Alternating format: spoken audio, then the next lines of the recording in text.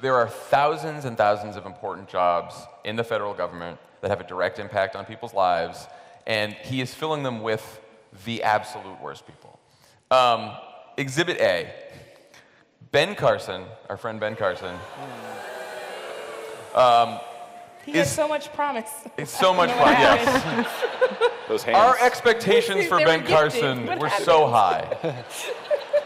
And he has managed to just not meet them. He's considering replacing anti-discrimination language in the mission statement of the Department of Housing and Urban Development.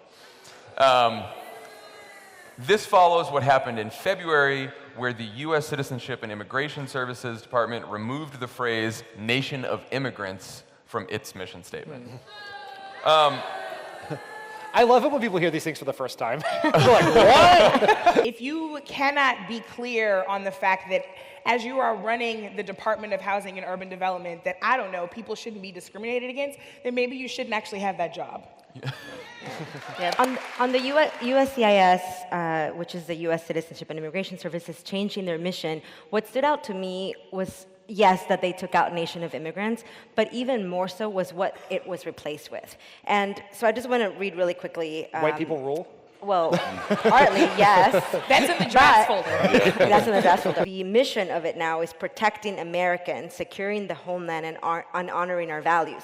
That part, protecting Americans, is what really stands out to me, because it's like, who are we protecting Americans from?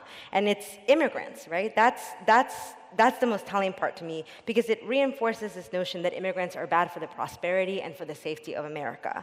And if you look at this mission statement change with what was leaked from the Justice Department strategic plan, which is also really funny to me because part of the new strategic plan of the Justice Department is to prevent leaking, but the thing that doesn't prevent leaking was leaked. Wrap your head around that. Yeah, exactly. But having said, what they're saying in the strategic plan from the Justice Department is that they want to restore the rule of law, and they want to do that by preventing crime, and they specifically, again, name MS-13, right? So all of this is to say that the way that we're going to prevent crime and the way that we're going to prevent terrorism in the United States is by keeping immigrants out. And that's really problematic because it shows up, as Brittany was saying, in actual policy, right? That's what we're seeing, more people getting deported. That's what we're seeing, more people in detention center. We're seeing 8-year-old kids in fucking jail. Yeah. And those detention centers are more and more becoming for-profit detention centers that our tax dollars are paying. Like, we are paying to detain and separate families. And we have to pay a lot of attention to what Jeff Sessions is doing, because that man is dangerous. He has spent his entire life, his entire career criminalizing people of color, taking away protections from people of color, and we have to be very vigilant for what he is doing because he is fucking dangerous. The view of ICE is their job is to deport people. And it's like, and if you're a hammer, everything looks like a nail. And so I think there is a lot to be said for thinking about, if we make it the next 2.5 years and we have a Democratic president, to fundamentally think about taking that agency down to the ground floor and rebuilding it back up in a way that is more consistent with the values of how we should think about immigrants in this country. The government is so big and sprawling, and the White House can't control every piece of what's going on. We tried, and it doesn't work. They do not like it when you do that. But even in foreign policy and national security, you set out like broad principles and guidance, and then people act on those. And so that's a critical piece of this puzzle. But then when you have a president of the United States who goes in front of a bunch of cops and says, smash their heads into the door on the way in, it's no big deal, that sends a whole other message that's just as fucked up, that leads to people, acting in ways that are totally inappropriate and violent in some of these raids that Jon was talking about. So it is the evilness of Donald Trump is filtering down throughout the government in a frightening way. Or perhaps it's exposing the evilness that was already in some ISIS, places. Yeah, that's sure. A lot of Republicans, pick Paul Ryan out of a hat, if you will. Were all the slips of paper in the hat, did they all say Paul Ryan? Yeah, that's right. There were 12 Paul Ryans and one Mitch McConnell in the hat. And what they'll do is they'll talk about how we're a nation of immigrants and values, and they'll go speak at a naturalization ceremony in their district, and they'll pretend to believe in a better ideal of America, and then they'll go pass a bunch of policies and kill immigration reform and do all these other things. Donald Trump is at least brought a level of transparency to the assholery of the Republican Party. Right. He's not pretending. He's not speaking. He is just like, we're going to put a sign up that says we're assholes.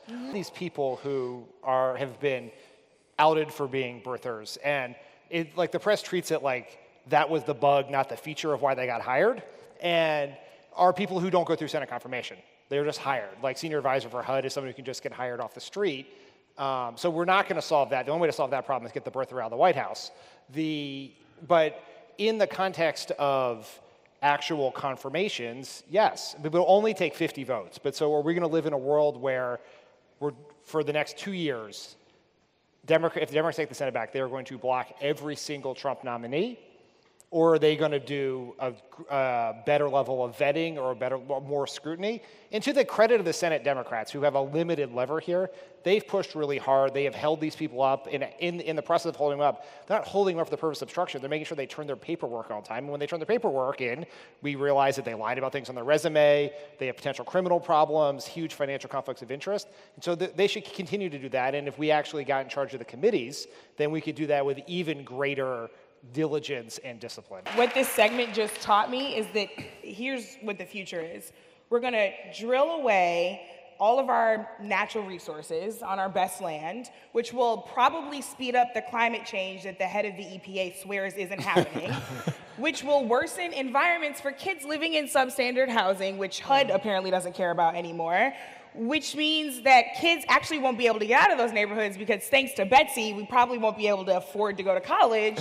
And since that can't happen, that means that them, along with all of the immigrants that this administration is trying to detain, will be making license plates and coffee cups in the private prisons that Jefferson Beauregard Sessions wants to put us all in.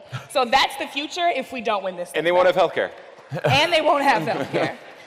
I'm also really encouraged by these Dreamers because they are still in Washington. Like if you go to the halls of Congress on Monday, they will be there, and they're not going to go anywhere until they are heard. And that is an amazing thing. They have an amazing agency. A lot of people will sometimes say, they don't have a voice. Like, no, they actually have an incredibly powerful voice. And they're not just using it for themselves, because yes, DACA is a huge issue right now. It's a huge problem that Congress didn't do anything, even though an overwhelming majority of Americans support Dreamers. But there's also other things going on with immigration outside of Dreamers, right? People are still getting deported. People are still getting detained, all the things I mentioned earlier. And Dreamers are saying, we don't just want a solution for us. We want a solution that includes our parents and that includes the rest of our community. And we don't want to hurt. And we don't want to hurt our community by having a law that protects us. And so we have to respect that, and we have to respect that they don't want to stay here if it means that their parents are not going to be here. And where we go from here, they're going to continue to be in Washington. We need to continue to call Congress every single day and tell our representatives that we want them to protect Dreamers.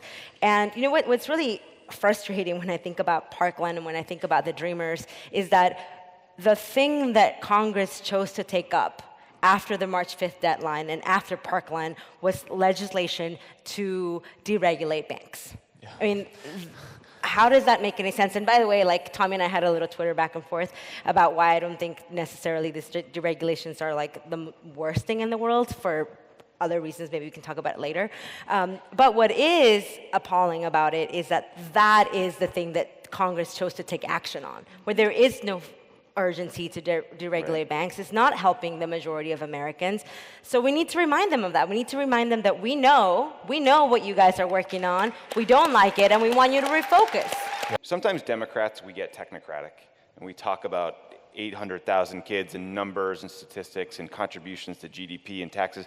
And the Republicans tell a scary story about MS-13 and fear and racism, and they appeal to these emotions. I think we need to do a better job of telling stories of individual contributions of Dreamers who are serving as teachers and in the military and doing extraordinary things for our country and are just as American. They are American, and tell that story in a way that touches people, because we know that works. You can reach people if you appeal to emotion and appeal to better instincts and sort of drown out the Donald Trump arguments that are out there. Yeah. That's exactly right, Tommy, because Republicans win when people are afraid, and Democrats win when people are inspired. Yeah. I make all these calls, I knock on doors, I'm still not sure anything's going to change. Well, the Dreamers aren't sure of that either. The Parkland students aren't sure of that either. The little lobbyists who went to the halls of Congress aren't sure of that either. And yet they go every single day, and they're still there, and they fight because they know that, like, if they do it enough, that, like you said, change comes suddenly after it comes, not at all. So I think it's a long fight, When I think about the Dreamers and DACA, the reason DACA was even enacted, they forced President Obama's hands to do something. Yeah. It was them who made it happen, and it is them who's going to make immigration reform happen. Dean Heller said this because he basically in that interview later, he was like, yeah, and if Kennedy retires, that is the thing that will gin up the Republican base for the midterms, because right now they're not energized and the Democrats are, and so if only we have a Supreme Court retirement, then we'll be ready to go. And I sort of think that the Democratic base needs to be energized if there's a Supreme Court vacancy. And look, if we take the Senate back, and then there is a Supreme Court vacancy, and Donald Trump nominates another Neil Gorsuch, then Democrats have the ability to do what Mitch McConnell did to Merrick Garland and hold that seat open. But I think the question is, will enough Democrats vote to do that? And I don't think we know that yet. And I think it goes to the question of why don't Democrats care as much about the Supreme Court as Republicans? There's not a good answer to that, because they should. And they took a look at two issues. We are one Supreme Court seat away from losing the women's right to choose in this country, right?